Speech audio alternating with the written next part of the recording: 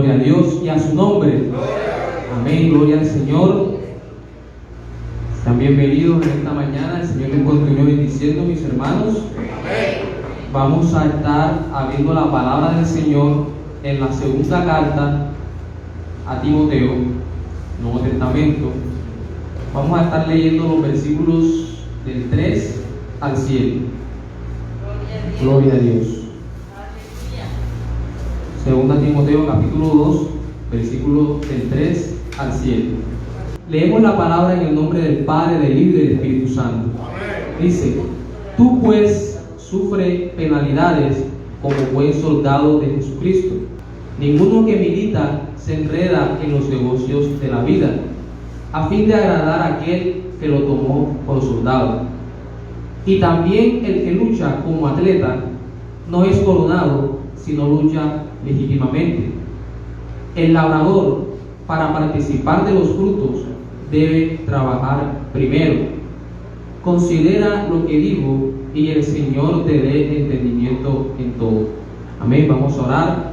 Padre, te damos las gracias, Señor, por esta mañana, por este momento, Señor, que nos has permitido alabarte, exaltar tu nombre, darte la gloria, darte la honra, Señor, a través de estos cánticos, a través de nuestras oraciones, Señor. En esta hora, Padre, nos disponemos a escuchar tu palabra, tu poderosa palabra, Señor. Creemos, Señor, que no vuelve vacía, Señor, sino que hace el efecto en todos y cada uno de nosotros, Señor. Gracias, Padre, porque nos vas a hablar en esta mañana, Señor. Instrúyenos, enséñanos, Padre, endereza nuestros caminos, Señor, corrige nuestros pasos, Señor. Te pedimos, Señor amado, que tú hagas, Señor, obres en nuestras vidas, Señor, a través de esta tu poderosa palabra. Te damos las gracias, Señor, en el nombre de Jesús. Amén y amén. Gloria al Señor. Mis hermanos, en esta mañana vamos a estar hablando acerca de los tres oficios del creyente. Gloria al Señor. Ese va a ser el tema de esta mañana, los tres oficios del creyente. Esta carta, la segunda carta que escribe el apóstol Pablo a Timoteo, al cual llamaba hijo en la fe. Timoteo era un discípulo del apóstol Pablo, era un colaborador, más que un discípulo, era un colaborador del apóstol Pablo en la obra que estaba llevando a cabo en la predicación del Evangelio. Y por el contexto de las conversaciones, de las cartas, podemos entender que Timoteo era un hombre mucho menor que Pablo, y por eso él lo llama hijo en la fe, ¿verdad? Él lo llama hijo y lo tiene como una persona que es muy estimada para él. Y en esta carta podemos ver mucho el corazón del apóstol Pablo. Esta es probablemente la última carta que el apóstol escribe en el Nuevo Testamento. Tenemos 13 cartas del apóstol escritas, y esta es probablemente la última que escribe, y lo hace desde prisión. Entonces, el apóstol Pablo en el capítulo 4, por ejemplo, dice: porque yo ya estoy para ser sacrificado. Otra versión dice: porque yo ya estoy para ser derramado como una ofrenda de libación. Entonces podemos entender que el apóstol Pablo se encontraba en un contexto en el que ya iba a ser condenado, iba a ser asesinado, ¿verdad? Iba a ser juzgado y posteriormente asesinado por causa de su fe. Y dice aquí: porque yo ya estoy para ser derramado como una ofrenda de libación. O sea, él veía este acto, él veía este momento como si él mismo hubiese sido ofrecido, para la redundancia, como una ofrenda al Señor, como un sacrificio al Señor. Entonces dice: y el tiempo de mi partida ha llegado, he peleado la buena batalla, he terminado la carrera, he guardado la fe. Estos pasajes nos dan a entender que el apóstol Pablo sabía que en ese momento tenían los días contados, que en ese momento ya probablemente eran las últimas palabras que él podía estar escribiendo en las cartas que acostumbraba a hacer. Era probablemente la última persona a la cual se dirigiría, era que su hijo en la fe, Timoteo. ¿Cuántos dicen gloria a Dios? Entonces, vemos que el apóstol se encuentra preocupado por instruir, dar las últimas instrucciones a sus discípulos, a sus colaboradores. Incluso en el mismo capítulo 4, versículos 9 al 10 dice: procura venir a verme pronto, dice el apóstol Pablo a Timoteo. Dice: pues Demas me ha abandonado habiendo amado este mundo presente y se ha ido a Tesalónica. Entonces, vemos que Pablo, como lo vemos alrededor del Nuevo Testamento, empezando desde el libro de los Hechos hasta la última carta que escribe, vemos que fue un hombre muy usado por Dios. Fue un hombre que Dios lo usó grandemente, pero no era un hombre, un superhumano, no era un hombre perfecto. Era una persona que, como tú y como yo, tenía limitaciones. Por lo tanto, necesitaba de hombres a su alrededor, de otros hermanos, de otros cristianos que pudieran ayudarle a seguir expandiendo el mensaje del Evangelio. Entonces, en ese momento, aquí el apóstol hace mención de estos personajes. Dice que algunos él los había enviado a algunas obras específicas, como fue el caso de Tito. Tito fue un hombre que, al igual que Timoteo, le ayudó en la obra. Sirvió como pastor en una de las obras que Dios a través de Pablo había levantado alrededor de Asia. Y vemos que también se habla de un hombre llamado Crescente en ese mismo pasaje. Pero vemos también que se habla de un hombre llamado Demas. Dice: Demas me ha abandonado, y dice la razón específica: me ha abandonado amando este mundo, ¿verdad? Este mundo presente. Entonces, Demas se había olvidado del mundo venidero, ¿verdad? Demas había cambiado la gloria incorruptible, ¿verdad?, por la gloria pasajera que ofrece este mundo. ¿Cuántos dicen gloria a Dios?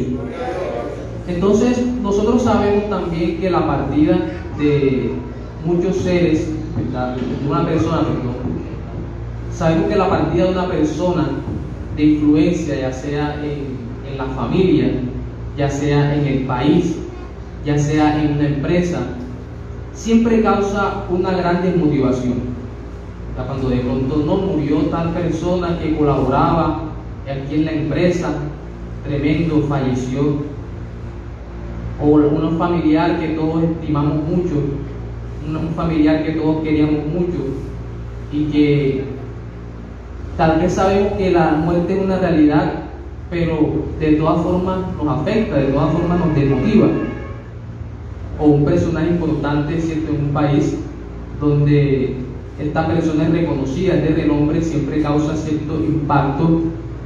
Y el apóstol Pablo sabía eso, pero él quería seguir motivando a sus discípulos, él quería seguir motivando a sus colaboradores, ¿verdad?, porque la obra era de Dios. Entonces, él quería que sus hermanos y compañeros pudieran seguir con la misma motivación, predicando el mensaje, extendiendo el Evangelio en todos los lugares. Entonces, por eso es que empieza a escribir estas cartas animando a Timoteo. En el capítulo 1 de esta carta, él empieza a decir: aviva el don del fuego que hay en ti, por las profecías que antes fueron dadas. Es decir, le estaba motivando, le estaba diciendo: sigue adelante, Timoteo, sigue avanzando, la obra de Dios no se detiene. Yo voy a partir, pero quedan ustedes, pero siguen ustedes, y la obra de Dios tiene que seguir avanzando. Amén. Gloria al Señor. Y es entonces cuando el apóstol le empieza a hablar acerca de su perseverancia. Le empieza a decir: sigue adelante, toma como ejemplo la perseverancia que he tenido en estos caminos. Dice que doy gracias, dice el apóstol en el capítulo 1, doy gracias a Dios, a quien sirvo con limpia conciencia, como lo hicieron mis antepasados, de que sin cesar noche y día me acuerdo de ti en mis oraciones. Vemos aquí que el apóstol Pablo era un hombre de oración, era un hombre que perseveraba en la oración. Es decir, él estaba hablando de palabras vacías a Timoteo, no le estaba diciendo: no, yo he estado en la obra y he estado aquí sentado esperando que ustedes me visiten, esperando que ustedes me traigan alimento, esperando que ustedes me vengan a animar porque estoy en esta situación tan compleja. No, él estaba aquí orando, dice, de noche y de día. Llevaba el apóstol Pablo aproximadamente 3 años preso, y desde esa prisión dice que él escribía. Y no solamente eso, sino que seguía orando, dice sin cesar. Es decir, que lo que él decía a los tesalonicenses no era una mentira. Él les decía, orad sin cesar. Todos conocemos, o algunos conocemos ese pasaje, orad sin cesar. Y él daba testimonio de que él permanecía constante en la oración. Incluso dice en el capítulo 12 de Romanos, dice, fervientes y constantes, ¿verdad? Y perseverantes en la oración. ¿Cuántos dicen gloria a Dios? Entonces empieza a narrarle acerca de su perseverancia en las oraciones, acerca de la disciplina de orar. Muchos, cuando nos encontramos en circunstancias complicadas, eso es lo primero que dejamos de hacer, porque sentimos que Dios no nos escucha, sentimos que estamos hablando solos. Pero vemos que el apóstol Pablo se encontraba en una situación en la que él, tras que llevaba 3 años preso, llevaba 3 años encadenado, estaba a punto de ser sacrificado, como él mismo lo dice. Es una situación que muchos de nosotros ni siquiera hemos alcanzado, como de pronto el autor de la carta de Hebreos le dice a sus oyentes, todavía no habéis sufrido a Cristo hasta la sangre, hasta la muerte. Es decir, todavía estaban sufriendo persecuciones, desprecios, vituperios, pero no habían llegado al nivel de derramar sangre por Cristo. Y ese era el momento en el que se encontraba Pablo, en el que no solamente iba a derramar sangre por Cristo, sino que iba a entregar su vida. Era un momento en el que iba a pasar de esta vida a la otra. Es algo que para nosotros nos causa cierto grado de incertidumbre, que hay después de la vida. Y de pronto la curiosidad no es tan grande como para querer saberlo. En otras palabras, lo que trato de decir es que nadie quiere morirse, ¿cierto? Pero el apóstol Pablo veía esta oportunidad para fortalecer la fe de los hermanos, para fortalecer la creencia, la fe de los hermanos en que el Señor tenía, como él mismo dice, guardado su depósito, de que él mismo tendría misericordia y lo llevaría con él. ¿Cuántos dicen gloria a Dios? Entonces era una oportunidad para que los hermanos se afirmaran, era una oportunidad para que los hermanos pudieran entender, ¿cierto?, el grado al que el apóstol Pablo amaba a Cristo. Gloria al Señor. Y como decía una persona, uno de los padres de la iglesia en los primeros siglos, la sangre de los creyentes era semilla de más creyentes. Es decir, cuando mataban a un creyente, cuando mataban a un cristiano, esto hacía que la fe de muchos se fortaleciera. Porque de pronto las personas, uno de los argumentos que usan los incrédulos en el día de hoy para desvirtuar nuestra creencia en Dios es atacar el punto de la resurrección de los muertos. Es decir, si tú eres capaz de demostrar que Cristo no resucitó de los muertos, derriba el cristianismo completamente. Y tal vez dicen, una persona que diga una mentira acerca de Cristo probablemente esté loco. 2 personas probablemente se hayan puesto de acuerdo. Un grupo de 5, de 10 personas también es muy probable que se hayan puesto de acuerdo, gloria al Señor. Pero miles de personas, al ver que estaban matando a uno y a otro, y a uno los hacían sufrir y a otros los torturaban hasta la muerte, lo más probable es que en algún punto uno de ellos dijera, no, eso es una mentira, ya basta de todo eso, yo entré a esta secta y a mí me dijeron, di esto. Y eso pasó, ¿verdad? No, eso no pasó, sino es para que crean. Ya hubiese llegado un momento en que las personas hubiesen abandonado la fe. Pero vemos que el cristianismo, a pesar de todos los ataques, a pesar de toda la oposición que ha sufrido a lo largo de los siglos, ha permanecido al frente. La fe en Dios, la fe en el Señor Jesucristo ha salido, gloria al Señor, victoriosa. ¿Cuántos dicen gloria a Dios? Y a su nombre. Entonces era una oportunidad para afirmar, para fortalecer la fe de estos hermanos. Y él le habla desde su testimonio, desde que fue llamado al apostolado hasta los acontecimientos más recientes. Por ejemplo, el versículo 12 del capítulo 2, el capítulo 1, versículo 12, sí dice, por lo cual también sufro estas cosas, pero dice, pero no me avergüenzo, porque yo sé en quién he creído, y estoy convencido de que es poderoso para guardar mi depósito hasta aquel día. Gloria al Señor. Por lo cual también sufro estas cosas, pero no me avergüenzo. ¿Cuántos de nosotros nos encontramos en situaciones donde por nuestra fe nos están aconteciendo cosas? Por ejemplo, hay una oportunidad de un empleo, por ejemplo. Hemos tenido algunos la oportunidad de hacer un fraude, de hacer algo indebido. Y entonces al nosotros mostrar oposición, al decir, no, lo que pasa es que yo no puedo, yo no puedo hacer esto. Y empiezan a atacarnos, ¿verdad? Pero tú pareces tonto, nadie se va a dar cuenta, eso queda entre nosotros. Siente a darnos un poco de vergüenza, ¿verdad? Por el hecho, o muchas veces nos da vergüenza por el hecho de que somos cristianos. ¿Cuántos dicen gloria a Dios? El punto es que no podemos hacerlo porque seamos cristianos, sino porque amamos al Señor y sabemos que eso a Él no le agrada. Sabemos que eso es algo que la palabra de Dios dice, y por amor a Él nosotros no desobedecemos su mandamiento, que Él no robarás. No desobedecemos su mandamiento de que no podemos hacer fraude, no podemos defraudar. Gloria al Señor. Entonces dice que el apóstol Pablo, estas cosas no le eran vergüenza para él. Y esto está muy relacionado con lo que vamos a hablar más adelante, porque él dice, por lo cual también sufro estas cosas. Y aquí hay una palabra clave, sufro. Eso es lo que vamos a ver más adelante, o será el tema del sermón. No me avergüenzo. Muchos de nosotros, ¿cierto?, en esas circunstancias tendemos a avergonzarnos de la fe, tendemos a variar, tendemos a desmayar, porque nuestra fe es atacada directamente. No sabemos qué decir, no sabemos qué responder cuando las personas cuestionan, y eso es causa de sufrimiento para nosotros. Pero dice, yo sé en quién he creído, dice, y estoy convencido de que es poderoso para guardar mi depósito hasta aquel día. El apóstol Pablo estaba convencido, y nosotros también debemos estar convencidos de en quién hemos creído. Que nuestra obediencia, en ese momento en que tengamos la oportunidad de fallar, en ese momento en que tengamos la oportunidad de desobedecer a Dios, nosotros nos acordemos en quién hemos creído.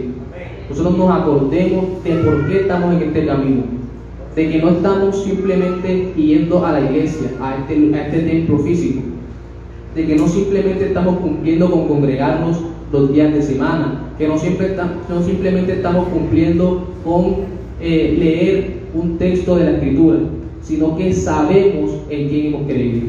Sabemos que el autor, sabemos que esa guerra no está muerta, sabemos que el Señor está con nosotros. ¿Cuántos dicen gloria a Dios? Y a su nombre. Entonces aquí donde entra el capítulo 2, y el apóstol Pablo empieza a hablarle a Timoteo y a decirle, bueno, ya yo me voy, yo voy a ser sacrificado, necesito que prepares a otras personas, a otros hombres, dice, que sean idóneos, aptos para enseñar, para que sigan transmitiendo este mensaje, para que la obra de Dios siga avanzando. Pero inmediatamente le hace ver, o le hace el apóstol Pablo una invitación a Timoteo a sufrir. Es decir, no era todo color de rosa, no era, sí, listo, tú vas a reunir a otras personas y les vas a enseñar este mensaje y todos se van a convertir y todos van a creer y todos se van a arrepentir y todos los van a tratar bonito y van a ser vistos bien en todos los lugares y todas las personas van a encariñarse con ustedes. Le dice, enseña a otros hombres para que estos puedan seguir expandiendo la obra. Pero tú, dice el versículo 3, pero tú sufre penalidades como buen soldado de Jesucristo. Aquí vemos entonces la introducción del primer empleo, o del primer oficio de cristiano, que es el soldado. Entonces dice, pero tú sufres penalidades, pero no se trataba solamente de decirle, no, tal vez vas a sufrir, Timoteo, de pronto vas a pasar una prueba, de pronto vas a sufrir un poquito.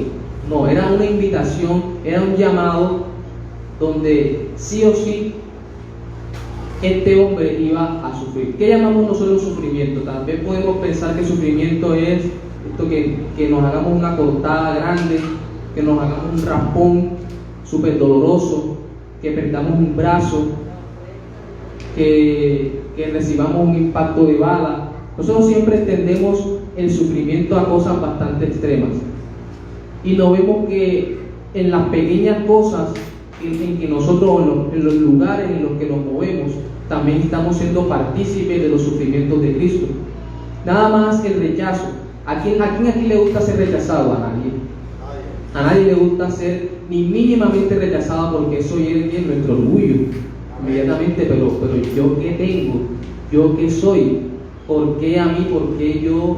¿Por qué esa persona no me acepta a mí? ¿Por qué ese grupo de personas no me acepta? ¿Por qué tienen problemas conmigo? Eso también hace parte del sufrimiento por causa de Cristo. ¿Cuántos dicen gloria a Dios? Gloria a Dios. Entonces el versículo 3 dice: sufre penalidades. Y era algo que el apóstol Pablo quería enseñarle y nos quiere enseñar Dios en esta mañana, y es que la vida cristiana, y en este caso, el caso de Timoteo, el ministerio, es algo que conlleva el sufrimiento en sí mismo. Es algo que conlleva sacrificio en sí mismo. Muchas personas, hablando a nivel ministerial, creen que o tienen una perspectiva bastante romántica de lo que es el ministerio. Vemos de pronto, como les decía en una ocasión, no hace mucho que hicimos una actividad, vemos a los pastores. Tal vez creemos que ellos están en sus óptimas condiciones, que ellos están flotando, que están levitando, que están en un nivel donde no les afectan los problemas, donde por causa de que son ellos viven una vida fácil. Y las personas muchas veces se plantean una perspectiva bastante, como les decía hace un momento, romántica de lo que es el ministerio. Pero fíjate que cuando Eliseo estaba con Elías, cuando ya Elías se iba a ir, ¿qué le pide Eliseo a Elías? Le dice: yo quiero una doble porción de tu espíritu. Se le estaba diciendo: así como tú fuiste usado, así como tú, Dios te usó grandemente, yo quiero así, pero el doble. ¿Y qué le dice Elías? Listo, facilito, sencillo, toma. No, ¿qué le dice? Dura cosa has pedido. Y era que él tenía que esforzarse, tenía que sufrir, tenía que estar alerta como el soldado. ¿Por qué? Porque Elías le dice: si me ves cuando sea arrebatado, entonces te será concedido lo que has pedido. Tenía que estar alerta. No era que se quedaba ahí tranquilo y después al rato, ya se lo llevaron. No, tenía que estar pendiente, tenía que estar alerta. ¿Cuántos dicen gloria a Dios? Entonces, no es algo sencillo. Y así como no es sencillo en el ministerio, tampoco es sencillo para los creyentes. Esa es la otra parte, que muchas veces tenemos la perspectiva de que los únicos que tienen que sufrir son los pastores, son los líderes. No, que el pastor es el que tiene que orar, matarse orando, que el pastor es el que tiene que matarse predicando el mensaje de la palabra. Él es el que tiene que encargarse de la evangelización. Él es el que debe encargarse de visitar a los enfermos. Él es el que tiene que encargarse de limpiar la iglesia. ¿Por qué? Porque la iglesia es de Él. Esa es muchas veces la perspectiva que tenemos, la mirada que tenemos. Pero hemos sido llamados todos, mis hermanos, a ser copartícipes con Cristo, de sus sufrimientos. Sufre, dice, penalidades como buen soldado de Jesucristo. Jesús constantemente planteaba la realidad de lo que conllevaba seguirle. Constantemente les decía: si alguno quiere venir en pos de mí, todos sus problemas serán solucionados y no tendrán dificultades. No. Si alguno quiere venir en pos de mí, debe estar dispuesto, dice, a dejar padre, madre, hermano, casas, hijos, hijas, ¿verdad? Y aún así mismo, dice. ¿Cuántos dicen gloria a Dios? Era algo constante. El Señor Jesucristo no prometió un camino de rosas, no prometió un camino fácil, no prometió un camino sencillo. Entonces, la vida cristiana, desde la perspectiva del apóstol Pablo, en muchos pasajes de la Escritura es planteada como una guerra en la cual nosotros somos soldados. Y los soldados están llamados a resistir. Amén. Los soldados están llamados a soportar. Por eso dice, sufre penalidades. Ninguna guerra es suave, ¿verdad? Ninguna guerra es sencilla. Los soldados en el campo de batalla no están jugando videojuegos. Los soldados en el campo de batalla no están tomando refresco, no están viendo televisión, no están en redes sociales. Los soldados están ¿qué? Alerta. Están a la expectativa de que el enemigo en cualquier momento puede empezar a atacar. Y ese es muchas veces el problema de muchos de nosotros como creyentes, que no entendemos la vida cristiana y no entendemos que estamos en una guerra. Que estamos en una guerra constante contra el enemigo. Que estamos en una guerra constante contra nuestra carne, nuestra naturaleza humana, nuestros deseos que nos quieren hacer volver atrás, nuestros deseos que nos quieren hacer devolver a nuestra vida anterior. La palabra de Dios dice que nosotros hemos sido liberados del poder del pecado, del poder que el pecado, cuando éramos incrédulos, Él era un amo sobre nosotros, Él era el Señor y nosotros sus esclavos. El pecado decía, mira, mirábamos. El pecado decía, y ve, e íbamos. El pecado decía, bebe, embriágate, nos embriagábamos. No lo cuestionábamos para nada. Teníamos ganas de hacer algo, inmediatamente, sin cuestionar, sin pensar si eso era agradable a los ojos de Dios, lo hacíamos obedeciendo la ley del pecado. Pero cuando Cristo nos hace libres, ese pecado es destronado y entra el Señor Jesucristo. Pero ese pecado, o el pecado de nuestras vidas, todavía cree que manda sobre nosotros. Y es ahí donde nosotros debemos tomar la decisión. Es ahí cuando ya como creyentes nosotros decimos, no.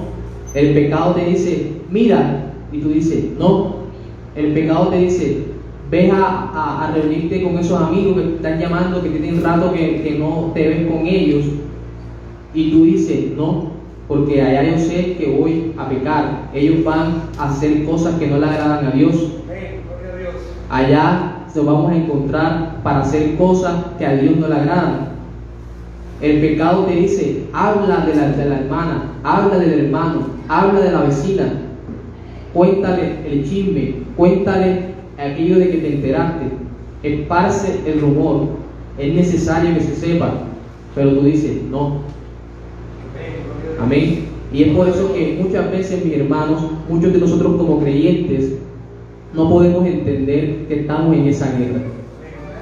Y pasamos desapercibidos por el camino, pasamos desapercibidos en nuestra vida cristiana y no podemos comprender que estamos constantemente bombardeados, ¿verdad?, por el enemigo.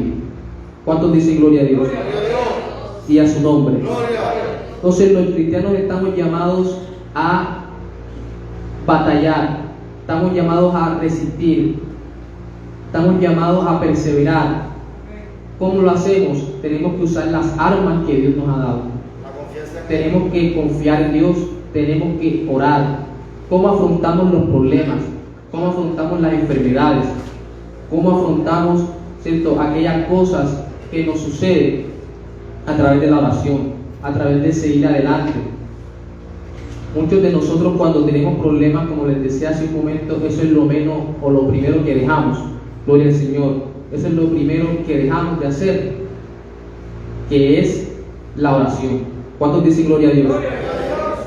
Entonces ninguna guerra es cómoda. Dice aquí el versículo 4, ¿verdad? Versículo 4, gloria al Señor y a su nombre.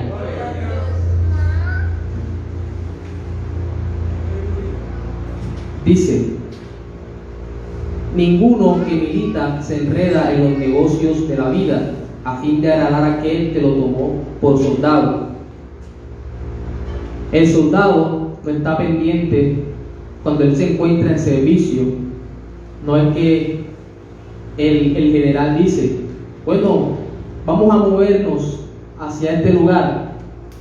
El soldado no le dice: un momentico, jefe, que estoy aquí solucionando un problema en la casa.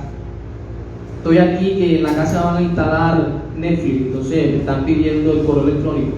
No, ¿verdad? El soldado tiene que desplazarse inmediatamente. El soldado dice: no se enreda en los negocios de la vida.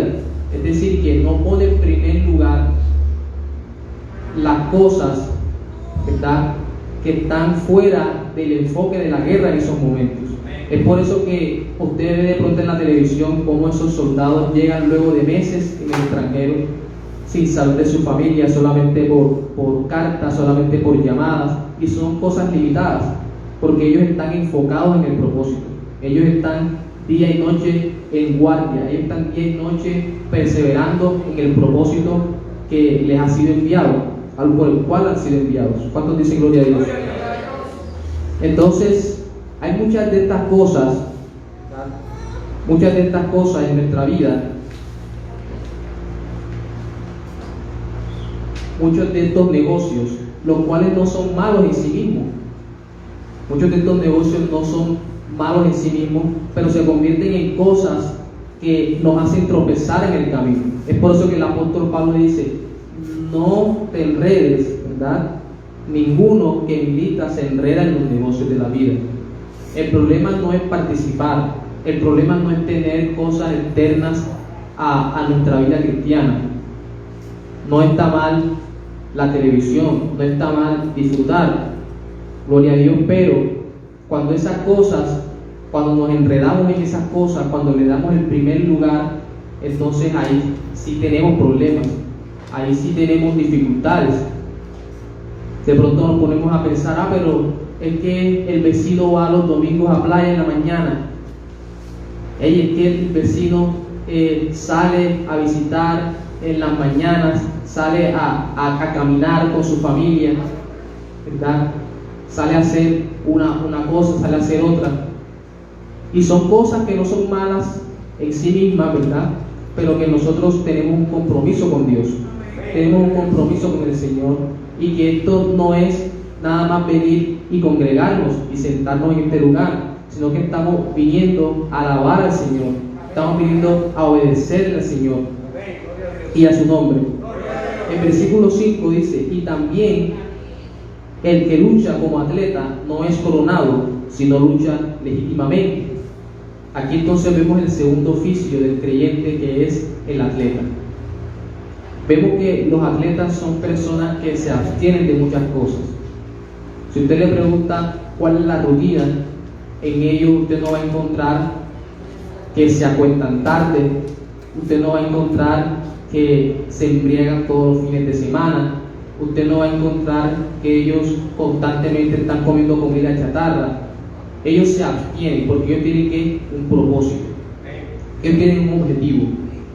Ellos se preparan durante 4 años para participar en las Olimpiadas, para participar en ese evento, y ellos no quieren quedar de segundos, ellos no quieren quedar de terceros, ellos no simplemente quieren quedarse con la satisfacción de participar, ellos quieren ganar la carrera, ellos quieren llegar al final. El apóstol Pablo desde ella dice: he corrido la carrera, he llegado a la meta, he guardado la fe. ¿Cuántos dicen gloria a Dios?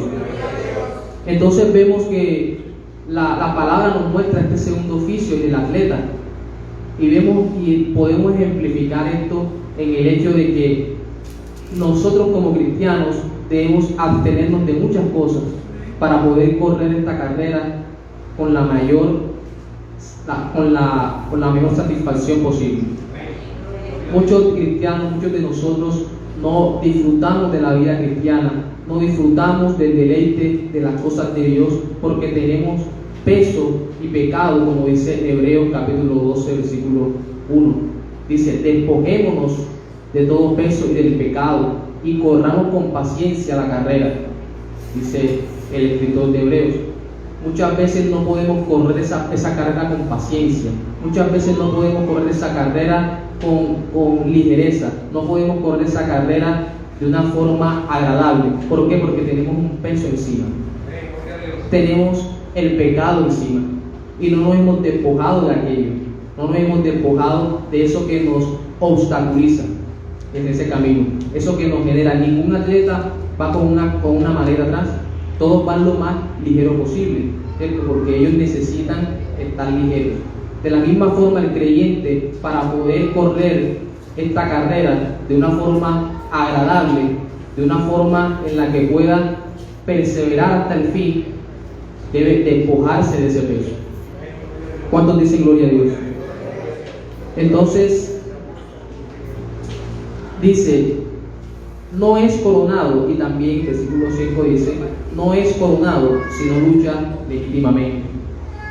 No solamente correr, mis hermanos, sino también hacerlo de manera legítima.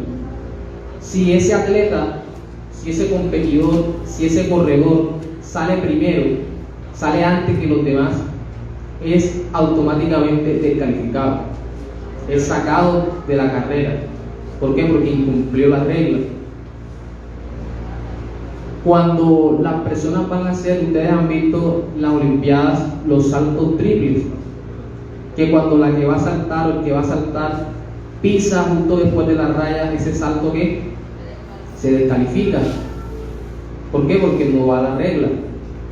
Entonces, de la misma forma, el creyente vive su vida cristiana de una manera legítima. Muchos de nosotros tenemos cosas o hacemos cosas que a Dios no le agradan y estamos corriendo, creyendo que estamos viviendo una vida cristiana de manera correcta, pero no entendemos que muchas de las cosas que hacemos Dios no está agradado. Amén. Pero es un llamado en esta mañana, ¿verdad?, a que nosotros corramos esta carrera de manera legítima, que nosotros analicemos nuestras vidas, que nosotros tengamos la disposición de despojarnos de todas aquellas cosas para poder perseverar, para poder seguir en esta carrera. ¿Cuántos dicen gloria a Dios? Dice el versículo 7, versículo 6: el labrador, para participar de los frutos, debe trabajar primero. Vemos aquí entonces el tercer oficio del creyente. Dice: el labrador es aquel que labra la tierra, es aquel que cultiva la tierra, es aquel que trabaja la tierra. Pero ¿qué dice? Para participar de los frutos, dice, debe descansar primero. No, para participar de los frutos debe trabajar primero. Es decir, que hay algo que sembrar, hay algo que debemos trabajar primeramente. La palabra dice que el hombre segará todo aquello que sembrare. Si siembra para la carne, de la carne segará corrupción. Si siembra para el espíritu, dice, segará vida eterna. Entonces, ¿cómo pretendemos nosotros segar cosas, segar edificación para nuestras vidas, que nuestras vidas espirituales estén fortalecidas, que nuestra fe esté adelante? Hay hermanos que yo no tengo esa capacidad, yo no sé cómo creer en Dios así como muchos creen, yo no sé cómo seguir adelante, yo tengo dificultades, pero a veces vamos y analizamos nuestra vida, y nuestra vida, ¿verdad?, secular está fortalecida, nuestra vida de entretenimiento está fortalecida, ¿verdad?, pero nuestra vida espiritual está débil. No, vamos a mirar los campos donde se siembra lo espiritual y están vacíos. No hay semilla, no se ha generado ningún cultivo. ¿Por qué? Porque no hemos sembrado. Entonces, él dice, el labrador, para participar de los frutos, debe que sembrar primero. No podemos pretender cegar algo que no hemos sembrado. No podemos pretender sembrar una fortaleza en nuestra vida espiritual, en nuestra fe, si no nos congregamos, si no oramos, si a la primera oportunidad, a la primera dificultad, desconfiamos de Dios y tratamos de resolver el problema por nosotros mismos. No podemos sembrar confianza en Dios. La paciencia, gloria al Señor, no se consigue cuando las cosas se dan enseguida, porque no se trabajaría la paciencia. Fíjense que el Señor creó el universo, dice, en 7 días. ¿Por qué no lo hizo en uno? ¿Por qué no lo hizo en un segundo? Dice que lo creó, se tomó un día para cada cosa, en 6 días, perdón. El 7º descansó. Se tomó un día para cada cosa. ¿Qué nos enseña eso? Que el Señor tiene su tiempo para hacer las cosas. Amén. Que el Señor tiene su tiempo, tiene su momento y su forma para hacer las cosas. Entonces, ¿cómo nosotros vamos a desarrollar la paciencia? ¿Cómo nosotros vamos a desarrollar ese fruto del Espíritu? Pues esperando en Dios, esperando en Él, esperando a que llegue el 4.º día, donde Dios hace a los animales, esperando a que Dios llegue al 6.º día, donde hace el hombre. ¿Cuánto dicen gloria a Dios? Gloria a Dios. Entonces, mis hermanos, aquí nos muestra el tercer oficio del creyente, el labrador. Dice que para participar, para poder ser partícipe de lo que el Señor tiene para nosotros, para ser partícipe de lo que el Señor tiene preparado para nosotros, debemos que esperar, debemos trabajar, debemos luchar legítimamente, debemos seguir adelante. Pero no es un camino fácil.